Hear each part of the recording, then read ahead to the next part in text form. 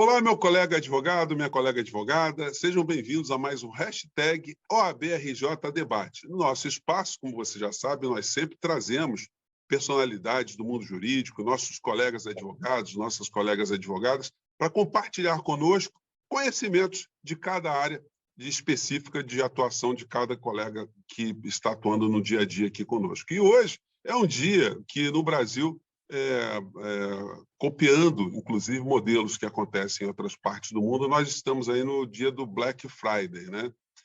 Dia que as lojas, teoricamente, fazem muitas promoções. Eu quero conversar sobre esse ponto específico, mas principalmente sobre as questões relacionadas a direito do consumidor. Então, o nosso papo de hoje vai ser sobre compras virtuais e direitos do consumidor. E quem está conosco aqui é o doutor Bruno Leite de Almeida, ele que é presidente em exercício da nossa Comissão de Defesa do Consumidor da OAB do Rio de Janeiro, e também a doutora Renata Rubac, ela que é membro também da nossa Comissão de Direito do Consumidor, do PROCON aqui do Rio de Janeiro. Doutora Renata, muito obrigado por ter aceito o nosso convite aqui. A bola está com a senhora. Vou começando com relação à situação da gente ter tido durante a pandemia muito mais compras pela internet. Isso também fez com que os problemas relacionados à relação de consumo também aumentassem. Bom, com certeza, aumentaram sim, tanto o consumo, né, através dos meios virtuais, uma expansão aí da utilização de aplicativos pelos consumidores, né, aplicativos tanto também para delivery, como também compras virtuais, né, as pessoas ainda que não estavam habituadas, já era um caminho que vinha já era um caminho de consumo que já vinha aumentando ao longo dos anos, mas a pandemia com certeza acelerou esse processo, né? Então a gente também teve muitos problemas, né? E aí agora, principalmente com a Black Friday, além desses problemas naturais de consumo, atraso de entrega, questão de dificuldades de cancelamento, políticas de troca, a gente está tendo também muitos golpes, né, no mercado. Então surgem também essas grandes oportunidades para aquelas pessoas que querem se aproveitar, né, desse momento, desse consumidor que esteja um pouco mais vulnerável, que ainda não está bem familiarizado com esse tipo de comércio, e aí acaba caindo em alguns desses golpes. A gente tenta sempre investir em educação para o consumo, alertar bastante os consumidores. Espero que hoje aqui a gente consiga passar bastante dicas e orientações para evitar esse tipo de problemas e que os consumidores passem a conhecer também os seus direitos nessas compras virtuais, nessas compras pela internet, o que ele pode fazer também caso tenha algum problema. Doutor Bruno, quais têm sido os problemas mais recorrentes em relação a direito do consumidor nesses tempos de pandemia, nesses tempos de aumento de compras virtuais? Bom, a sociedade brasileira ela tinha algum consumo virtual, né, por meios eletrônicos, através de websites, lojas virtuais, mas realmente devido ao lockdown, que foram obrigadas a possuir por esses serviços de entrega, pedidos de delivery, mesmo os restaurantes só tinham serviços de delivery, não podia ser presencial, elas foram obrigadas. A única coisa realmente que eu acho que permaneceu aberta foram os supermercados, mas qualquer estabelecimento de uso, lojas de roupa, lojas de alimentos, restaurantes, bares, tudo isso ficou fechado. Então, o consumidor foi obrigado mesmo a migrar para o uso de meios de televenda. Alguns, sim, ainda permanecendo pelo pedido telefônico, porque não tem tanta intimidade, isso é uma realidade que eu destaco. Não é universal ainda o uso de internet, o consumidor não sabe universalmente utilizar a internet, então é abusivo, no meu entendimento, a imposição de unicamente canais virtuais. O consumidor, principalmente o mais idoso, chamado hipervulnerável, as crianças, apesar de que as crianças hoje já nascem sabendo mexer em computador e em smartphone, mas os idosos eles realmente, muitos... mas tem muito idoso que sabe mexer bem no computador, que senta e já sai fazendo.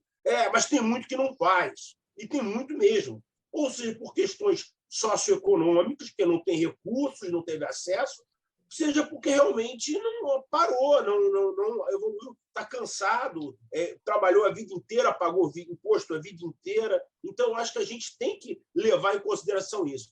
Isso talvez, não vamos falar de setores econômicos específicos, mas você vê muito isso no sistema bancário. Eles tentam realmente impor o uso de canais telepresenciais, né, virtuais, etc. E aí, então, acho que esses problemas se intensificaram. Sim. Por quê? Porque com o uso muito maior desses canais surgiram os problemas. E também aí vem de um desconhecimento do próprio Código de Defesa do Consumidor e da própria lei. Muitas pessoas saem vendendo as coisas pela internet achando que o meio de internet é livre. É claro, não estou falando dos grandes sites de comércio, grandes lojas.com, mas os pequenos comerciantes, eles acham, não, se eu entregar, entreguei, atrasou, não tem problema. Se não tiver estoque, eu espero ter estoque para mandar. Isso não pode acontecer, entendeu? A venda, e aliás, há uma regulamentação específica, o site ele deve disponibilizar endereço físico, CNPJ, telefone para contato, entendeu? Doutora Renata, por favor, me corrija se eu estiver errado. Mas a nossa legislação, ela consagra. Então, o consumidor não está desamparado no meio virtual, como muitos acreditam.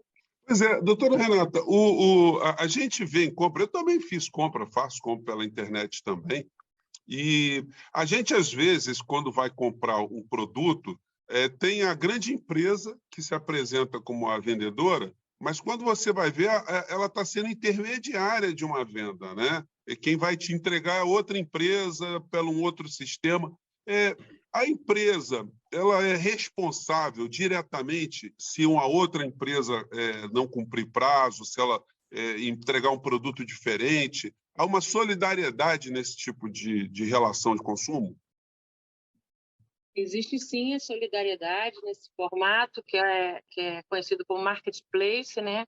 É quando o consumidor ele vai naquele site normalmente são grandes empresas, comercializam produtos de outras pequenas empresas, e aí isso tem que estar bem informado para o consumidor. Ele tem que saber ali na hora que ele está comprando, se ele está comprando da grande rede, se ele está comprando de um terceiro. Essa comunicação, né, dessa informação tem que estar bem clara. Quem é que faz a entrega, enfim, mas mesmo que esteja informado que não foi a grande rede quem está responsável por aquela venda, ela vai responder sim, até porque o consumidor ele buscou aquela empresa através da reputação ou da qualidade do serviço daquela grande rede, acreditou, confiou naquela marca. Então, ela não pode simplesmente se eximir, dizer que é uma mera intermediadora ali e deixar de dar essa assistência para o consumidor. Caso o consumidor tenha algum problema, ele pode procurar tanto a empresa que fez a venda, né, como também essas grandes redes que estão fazendo esse anúncio para essas empresas. O que não pode é o consumidor ficar desamparado e não ter aí uma solução para a sua demanda, para o seu caso, e ficar um jogo de empurra, né? Um empurrar para o outro. No caso, ele pode demandar ou um ou outro e os dois são responsáveis em dar essa assistência para o seu cliente. Então, Renato, eu vou passar para o doutor Bruno, mas eu queria complementar mais uma outra questão. Aí, citando o nome específico, tá? O Mercado Livre, que é uma grande empresa que se consolidou em vendas online, e eles parecem ter um compliance, ter uma ação bastante proativa para que a imagem da empresa não fique chamuscada com alguma irregularidade, enfim. Como é que é o retrato desse tipo de empresa lá no PROCON? A senhora que também transita pelo PROCON, é membro do PROCON, a Carioca. Eles, de fato, têm uma postura idônea? Outras empresas grandes procuram ter posturas idôneas? Ou também algumas se aproveitam de brechas na legislação para terem algum tipo de ganho extraordinário, vamos dizer assim? Bom, a grande maioria das empresas, elas trabalham dentro da boa-fé, né? Não, a gente sabe que os problemas acontecem e tal, mas a gente também não pode caracterizar isso como uma má-fé das empresas ou algumas... Né? O importante é dar assistência para o consumidor. Ter o problema, a gente até entende que existe, né? Existe a possibilidade, até pelo volume de comércio que é feito nessas plataformas. Mas assim, o importante é como a empresa lidar com esses problemas. Então, aí entra a qualidade da prestação de serviço, as boas práticas nas relações de consumo, o investimento para atender melhor o seu cliente. Então, tudo isso é levado em consideração, né, na hora que o Procon Carioca faz uma análise aí em relação a algum problema identificado pela empresa. O Procon Carioca ele é um órgão que ele nasceu eletrônico, né? A gente também tem esse viés aí de atender os consumidores com esse perfil que já atua na internet. A gente sabe que pode ter os problemas, mas existem as regras que devem ser seguidas. Então, as empresas elas têm que seguir esses procedimentos, como o doutor Bruno muito bem colocou aí, existe uma regra, o mundo da internet não é um mundo livre, tem ali as suas informações que são obrigatórias, né, apresentar para o consumidor, dentre elas um canal direto de comunicação com o seu cliente, é importante isso. Então, assim, uma das dicas que a gente sempre dá também, não tem algum canal de comunicação, não tem essas informações obrigatórias no site, como CNPJ, endereço completo, já desconfia, porque é um site que se esconde, né, do seu consumidor, você não vê ali que ele pode estar com uma boa intenção de atender da melhor forma. Ele tem que estar sempre disponível e sempre disponibilizar os canais, né, de fácil acesso para o seu cliente, caso ele tenha algum problema. Não adianta ser fácil só vender, tem que ser fácil também depois, caso tenha algum problema, resolver. Sim, doutor Bruno, quer complementar? Pode falar. Isso. Não, nesse assunto que está se falando, nós tivemos um evento lá na OAB há muito tempo, porque eu sou bem antigo na Comissão de Defesa do Consumidor, com o pessoal do Mercado Livre, justamente. Eu me lembro do nome do doutor Humberto Chiesi, que era, não sei se era diretor ou gerente jurídico do Mercado Livre. Eles têm, talvez por terem sido assim, começado, né, nessa atividade, que não é um marketplace sob excelência, porque, na verdade, eles não têm nada próprio. Eles são um portal de acesso a milhares de vendedores, talvez. E aí eles dão uma série de dispositivos. Eles têm seguro, eles têm, acho, salvo engano, um negócio chamado compra garantida, que se não entregar o produto, eles devolvem o dinheiro, quer dizer, o próprio Mercado Livre devolve. É claro que isso não é feito... eles devem ter um provisionamento, provavelmente tem uma seguradora por trás, alguma coisa, mas, quer dizer, eles têm mecanismos de salvaguarda do consumidor. Não estou fazendo propaganda aqui, mas aí eu não vou falar nome, você pode falar, eu sou jornalista, mas eu evito. Algum tempo atrás, para um outro canal de televisão, eu fui entrevistado sobre uma fraude que estava acontecendo de um grande site .com aí de comércio. E aí foi uma fraude que, na verdade, a pessoa, sem saber, instalava no seu computador um vírus ou um mecanismo de fraude e não sabia. E aí ela acessava um site.com, fazia a compra no site.com e gerava o boleto. Pegava e apertava lá um botão com o mouse, gerava boleto. Gerava o boleto.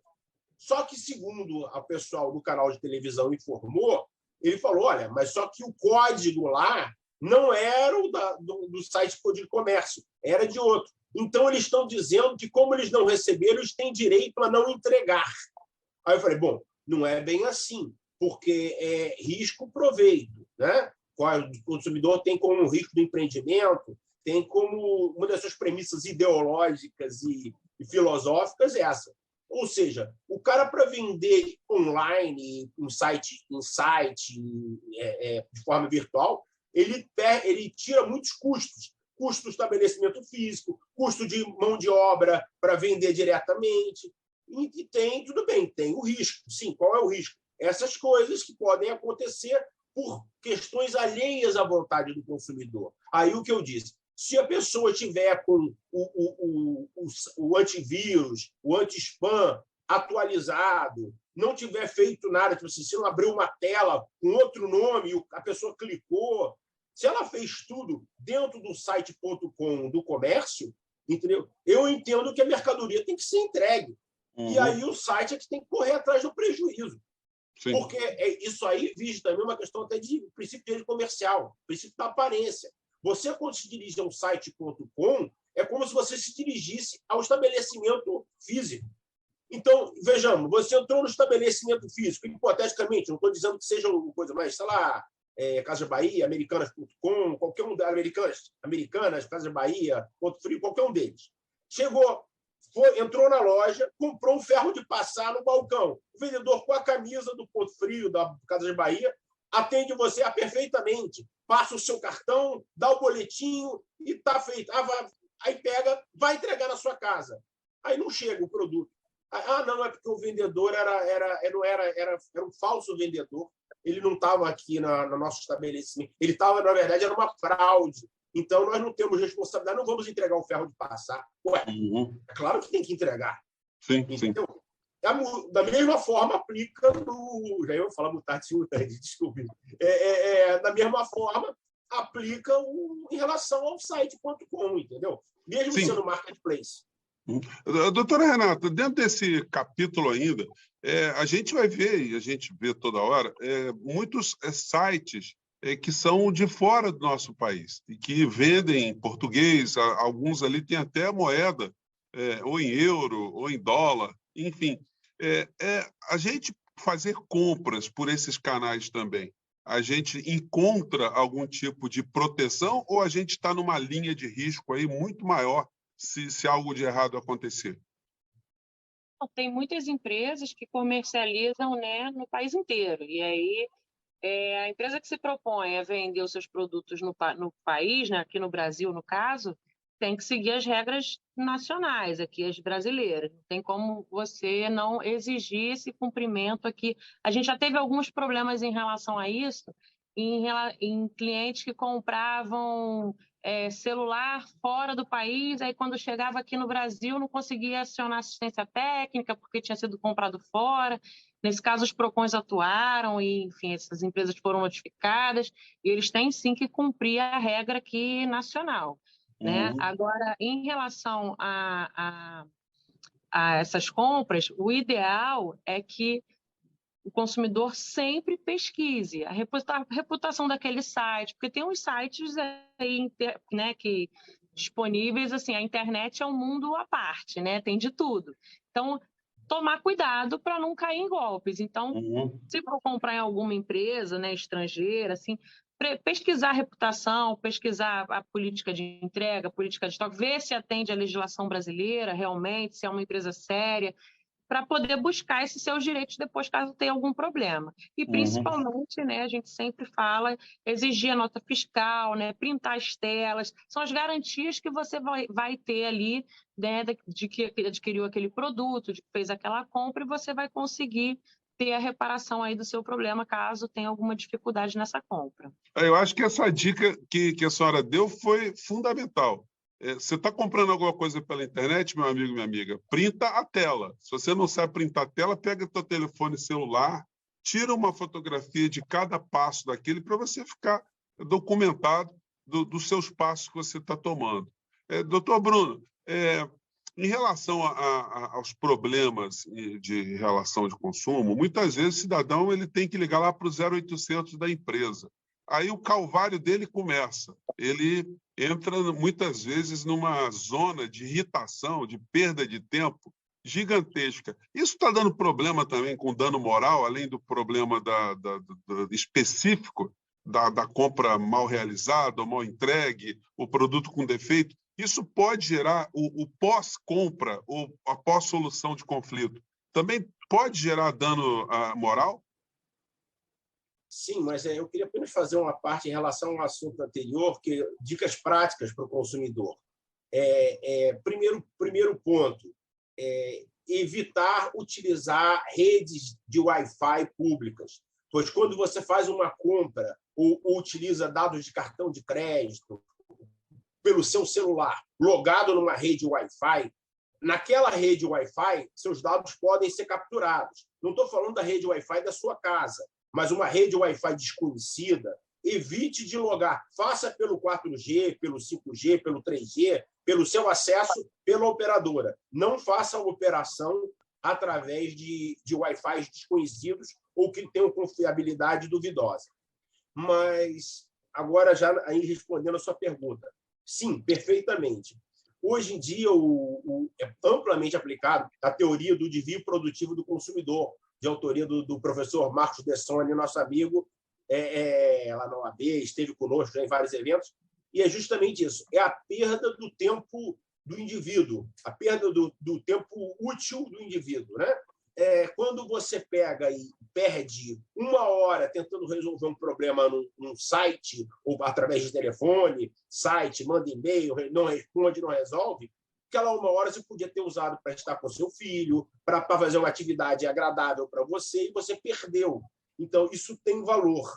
E aí, o que acontece? Por isso, contrariando aquele entendimento já ultrapassado, o tempo do consumidor tem valor, sim, então não é mero aborrecimento. Mero aborrecimento dá direito à reparação nesses casos, sim. É isso que eu ia te perguntar, porque eu ainda peguei muitas vezes magistrados dando decisões nesse sentido, que essas situações são infortúnios que nós devemos suportar, isso faz parte da realidade. Isso está mudando, doutor Bruno? Sim, está mudando. E está mudando por quê? Justamente com base nesse entendimento, salvo o melhor juízo, um pouco... Porque no Brasil as coisas sempre são distorcidas. O entendimento, se você olhar lá no início dele, ele tinha até uma razão de ser. Fala dos dissabores cotidianos, da vida comum, por exemplo, sei lá, alguém deixou alguma coisa na porta do seu prédio, aí você não vai entrar com uma ação contra o seu vizinho, mas a coisa foi distorcendo de uma forma e virou em prol da empresa. E aí, no momento em que começaram a decidir dessa forma, as empresas já entenderam a mensagem. Eu posso pegar e o cara pode perder o tempo. Larga esse cara o dia inteiro tentando fazer isso, que ele vai desistir, entendeu? Não vai se cansar, né? Aí, quer dizer, aí um abuso de direito de um lado e uma violação de direito gera a reação do próprio direito, verificando que há uma lesão e tem o direito de reparação. E aí surgiu aí a teoria do desvio produtivo, muito correta, muito justa e bastante aplicada, e que ultrapassou, primeiro começando pelo STJ, mas depois os outros tribunais começando a aplicar também. Hoje em dia, Tribunal do Rio, Minas Gerais, São Paulo, Espírito Santo, os estados do Sul, os estados do Nordeste, todo mundo aplica, entendeu? Você não pode desperdiçar. Mas aí um ponto que eu acho interessante. Você falou dos telefones, que é o SAC, Serviço de Atendimento ao Cliente. Se não estiver funcionando, ou se você vê que não, sempre pode procurar os portais. Nós temos como principal hoje no Brasil o consumidor.gov, do Ministério da Justiça. A doutora Renata, até pelo PROCON, é a coordenadora regional do consumidor.gov, não sei se ainda é, doutora? Sim. Nós fazemos a gestão aqui no município do Rio e a Defensoria Pública faz no Estado.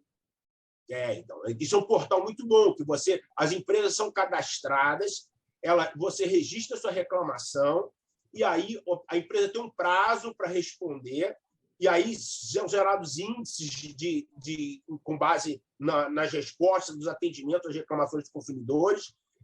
Segundo tem se comentado, adianta bastante o consumidor.gov. Então, não necessariamente é o primeiro caminho, ainda que o saque não tenha funcionado, entrar na justiça. Agora, é claro, sempre entrar na justiça é uma saída e os colegas advogados estão aí para isso. Sim. Doutora Renata, o doutor Bruno falou da gente printar a tela, enfim, tomar uma série de cuidados. Em relação à reclamação no saque, é importante também, se o cidadão estiver tendo problemas, que ele grave também, né, o tempo de espera, que ele documente isso também, porque eu fico imaginando o seguinte, numa audiência, um magistrado que diz, isso é um problema do cotidiano, então, excelência, espera um minutinho, eu vou colocar aqui para o senhor a gravação, o senhor fica estudando aqui 1 hora comigo, para o senhor ver se isso aqui é aborrecimento inútil ou não. É importante gravar essas situações também, doutor Renato? A gravação é um dos mecanismos, né, que pode servir de prova aí numa eventual ação judicial. Agora, o velho protocolo também é bastante útil para essas demandas. Então, a gente sempre orienta que os consumidores anotem o número do protocolo, agora já tem sido enviado, né, às vezes por SMS, por print, na hora que você começa o atendimento, eles têm que informar, eles são obrigados a informar esse número desse protocolo do atendimento. E aí é sempre bom, se não tiver como gravar ou não souber gravar, anota ali o nome do atendente, o dia, o horário, e uma outra possibilidade para o consumidor é, inclusive, pedir a gravação daquela ligação para a empresa e a empresa fornecer essa gravação para o consumidor. Mas, na prática, a gente sempre orienta, olha, anota o número do protocolo, printa a tela, né? E tem outras questões aí que a gente sempre pode auxiliar, né? Que seria que as pessoas façam, na hora que for fazer a compra, fazer uma pesquisa, evitar compras por impulso, ver se realmente está precisando, antes de comprar na internet, ver se realmente você precisa, para também ver se aquelas compras estão... Agora que está chegando o Natal também, com a Black Friday, muita gente aproveita já para fazer essas compras para Natal, para presentear os familiares. Então, assim, pesquisar sempre o preço, ver se realmente está precisando daquilo. Tem algumas dicas que a gente dá para evitar gastos maiores, né? Tipo, você vai comprar presente, não levem as crianças, porque acaba tendo essa pressão para comprar aquela determinada marca, aquele brinquedo, enfim. Então, tem formas aí de você também resguardar não só a questão do direito do consumidor, mas também para que caiba dentro do orçamento. A gente está vindo aí num período, a gente está ainda, né, num período de pandemia, então é claro que é importante que a economia circule, que as pessoas consigam, né, voltar aí a participar, né, como agente no mercado, mas também é importante tomar cuidado para não se enrolar, né? Então, a gente tem muito caso de pessoas que acabam se endividando, entram num ciclo, podendo chegar até um ciclo de superendividamento. Então, podendo se planejar e ter essa educação financeira aí na hora de comprar, né, na internet, não comprar por impulso é uma dica importante também que a gente sempre coloca. Doutora Renata, acho que a dica mais interessante que eu ouvi ao longo dos nossos tempos aí foi essa em relação à criança. Eu mesmo não tinha percebido isso. Se você, meu amigo, está com o bolso meio apertado, levar criança é um problema. Não é à toa que criaram aqueles cercadinhos dentro dos shoppings, que você entra, você larga a criança ali dentro, você fica... você não fica com tanta tentação dos pimpolhos ali ajudarem a dilapidar suas finanças, né? Mas, doutor Bruno, esse ponto que a doutora Renata levantou do call center, enfim, por lei obrigatório para as empresas elas guardarem essas gravações? Isso funciona como uma blindagem jurídica, ou isso depende de cada empresa? Cada empresa tem a sua gravação ou não? Não, existe sim, existe o decreto do SAC. A doutora Renata até pode me dizer, porque ela como está no dia a dia da fiscalização da autuação, mas existe sim, eles são obrigados a guardar. E o que acontece? Eu queria apenas falar o seguinte, que para você comprovar o conteúdo, eu estou dando dicas práticas, comprovar o conteúdo da gravação realmente só com ela, pedindo ao fornecedor que forneça a gravação da sua ligação. Ligação ou então, mas eu não sei. Renata, o site também guarda os cópias da operação digital, não, né? Só a ligação mesmo. A ligação, mas e também a gente pode solicitar, na verdade, a obrigatoriedade. O decreto do SAC, ele foi pensado ali num momento em que a gente ainda tinha, o SAC era só telefone, né? Telefone, e-mail, a gente está tendo aí uma evolução, né, nessas formas de atendimento e também já está sendo estudada aí uma nova resolução de regulamentação do SAC. Então, acredito que vai abranger um pouco mais essas questões aí de aplicativos, desses atendimentos, dessas outras formas de atendimentos, de não só telefone, mas também essas outras formas de atendimento. A gente hoje tem esse atendimento automatizado, né, que são essas conversas no WhatsApp, aquelas conversas... E ali você acaba que você está falando com robôs, né? Você não está tratando ali com uma pessoa, então ali você vê conversas que não fazem o menor sentido. Então, e aí, como é que fica, né, nesses casos, né? Então, essa regulamentação está sendo discutida para abranger também não só a questão das ligações, né, desses atendimentos telefônicos com gravação, informando o número de protocolo, ter um atendente, né, porque tem a obrigatoriedade de ter a opção de você falar com o atendente. Então, a ideia é que também tenha tenha essa evolução aí desse decreto para que possa também abranger essas novas formas de atendimento do cliente. Doutora Renata, pela via administrativa, tem se resolvido problemas do consumidor? Ou vocês do PROCON, quando estão tentando resolver alguma coisa, não tem jeito, tem que judicializar? Como é que é o retrato disso hoje? A grande maioria das demandas que chegam aos PROCONs são resolvidas, os índices são superiores a 70%. Agora, lá na ferramenta que o doutor Bruno colocou, consumidor.gov.br, que é uma ferramenta que eu acho que a advocacia também deve se apropriar dela para resolver os problemas dos seus clientes, porque é uma ferramenta que é pública, ela tem a gestão aí dos PROCONs, dos órgãos de defesa do consumidor, mas ela está disponível para qualquer pessoa e a advocacia, inclusive, pode também resolver os problemas do seu cliente através dela. É bem mais sério, os índices são acima de 80% de resolutividade. Então, assim, problemas mais simples, porque dependendo da demanda não vale nem a pena judicializar. Dependendo do valor, e isso acaba beneficiando, né, as empresas que o consumidor acaba deixando para lá e ficando com aquele prejuízo. Então, essa ferramenta ela está disponível, do governo, foi feita pelo governo federal, em parceria com os PROCONs. PROCON Carioca, o Rio de Janeiro, foi o primeiro estado a ter a ferramenta, né? A gente fez aqui o piloto no Rio, e a gente tem esses índices que são bastante satisfatórios e existe essa tendência, né, de evitar essa judicialização. Então, é importante que a advocacia entenda também que a forma de atuação não tem que ser necessariamente a judicialização. Ele também pode buscar outros mecanismos, formas administrativas de resolver, seja através dessas ferramentas ou buscando também o contato com o fornecedor e tentar chegar ali numa composição. Esse aí é um caminho que tem se desenhado e está disponível aí para a advocacia também. Doutor Bruno, é uma ferramenta bacana, né? Porque o consumidor ele não está afim de perder mais tempo, enfim, ele contrata advogado. O advogado ele precisa de uma procuração específica para estar acionando esses canais que a doutora Renata mencionou. Como é que é essa história? Não, procuração normal, como se fosse para processo, para atuar em nome daquele cliente. Tem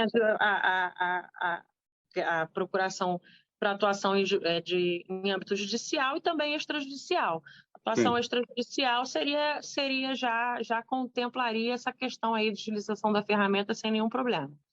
Para isso existem os advogados, né, doutor Bruno? Para isso, para a gente poupar o aborrecimento dos amigos da gente, os amigos não ficarem desesperados nesses percalços aí. Até porque é o seguinte, o advogado ele tem por natureza ter mais paciência, mais jogo de cintura e mais compreensão, né? Porque o consumidor, diante do problema, às vezes está muito irritado.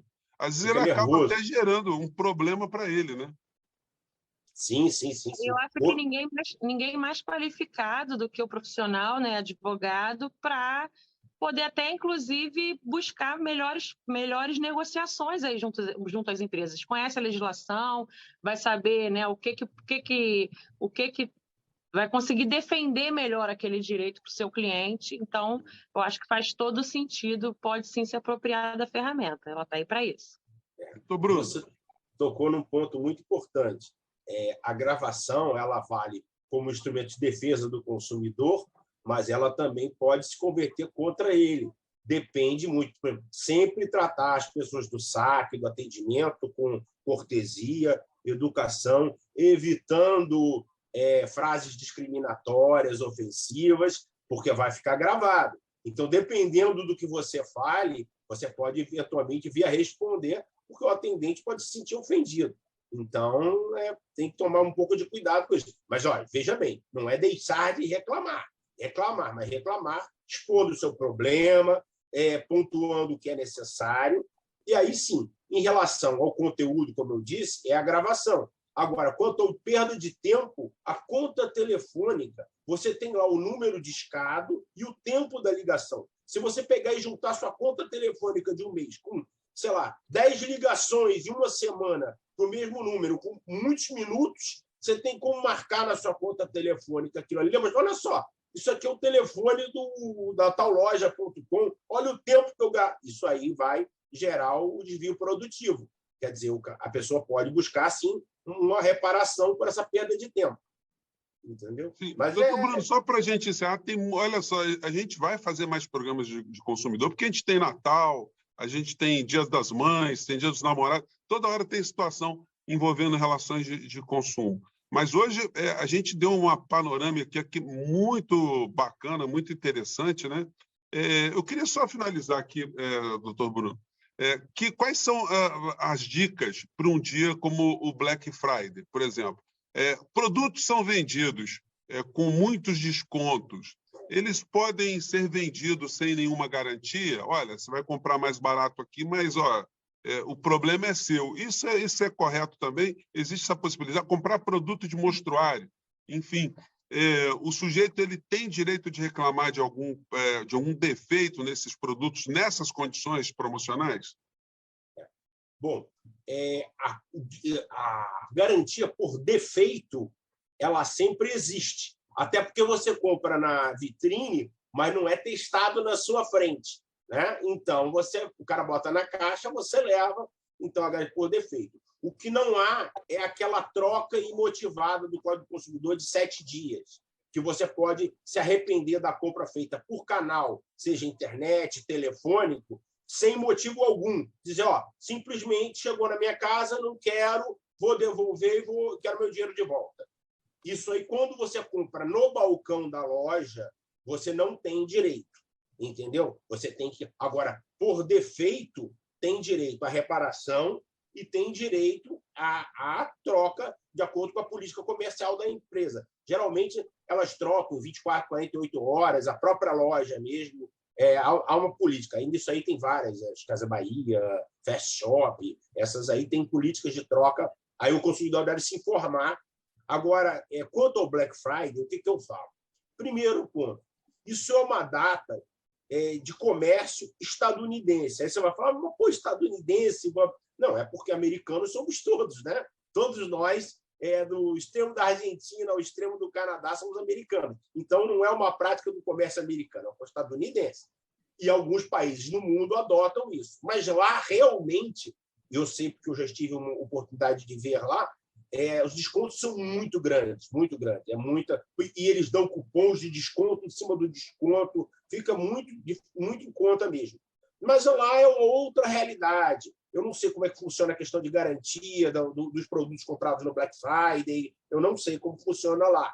Mas, no Brasil, o que acontece? Introduziu-se essa data, que é hoje, dia 26, mas o que acontece? De fato, esses descontos que se verificam não são nem de longe o que é um Black Friday lá. Há uma pequena redução, sim. E aí surge também o que eles chamam de Black Fraud, né? Que artificialmente alguns estabelecimentos, vendo que vai chegar Black Friday, vem subindo artificialmente os preços para pegar. E o pessoal brinca, tudo é metade do dobro, né? Que é o preço. É Black Fraud. Então, o consumidor, primeiro, deve verificar se ele tem uma necessidade real de comprar aquilo que está com bom preço, para não evitando a compra por impulso, a compra desnecessária, se descapitalizar por uma questão desnecessária. Segundo ponto, verificar se for trocar outro produto, se o produto que ele tem, de repente, não tem conserto, não vai sair mais em conta reparar o produto. E terceiro, verificar o seu orçamento, né? Verificar se aquilo ali não vai sobrecarregá-lo. Há um parâmetro que existia na lei que você não pode comprometer mais de 30% do seu orçamento, dos seus ganhos líquidos.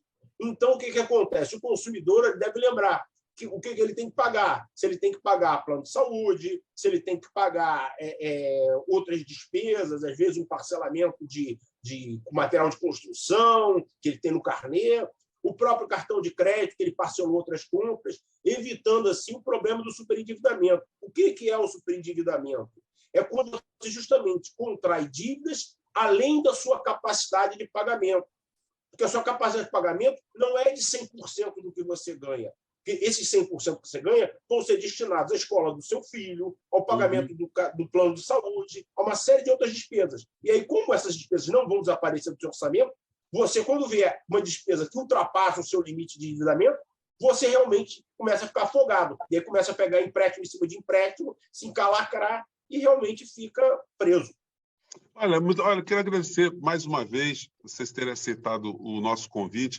A gente teria mais temas aqui, porque vamos fazer no futuro, porque temos aspectos de relação de consumo com as fornecedoras de serviços públicos também. Isso merece um debate específico, mas por hoje eu acho que as dicas estão muito bacanas. Você que está nos assistindo hoje, nessa sexta-feira, nesse dia de compras, muitas delas por impulso, fique atento a todas essas dicas que foram dadas aqui. Quero mais uma vez agradecer ao doutor Bruno Leite de Almeida, ele que é o nosso presidente em exercício da Comissão de Defesa do Consumidor, e também a doutora da nossa OAB, evidentemente, do Rio de Janeiro, e a doutora Renata Rubac, ela que é membro também da Comissão de Defesa do Consumidor da nossa OAB do Rio de Janeiro e também coordenadora jurídica do PROCON Carioca. Gente, muito obrigado mais uma vez. Você é advogado, acompanhe os nossos programas pelo canal, pelo site da OAB, o site da CAARD, os nossos programas do YouTube, que são essa ferramenta, as ferramentas de mão dupla. A gente manda algumas informações para vocês, mas a gente quer saber o que vocês acham também. Doutora Renata, doutor Bruno, muito obrigado e até o próximo encontro. Nós Tchau. agradecemos, José. Um prazer vê-lo. Obrigada, até a próxima.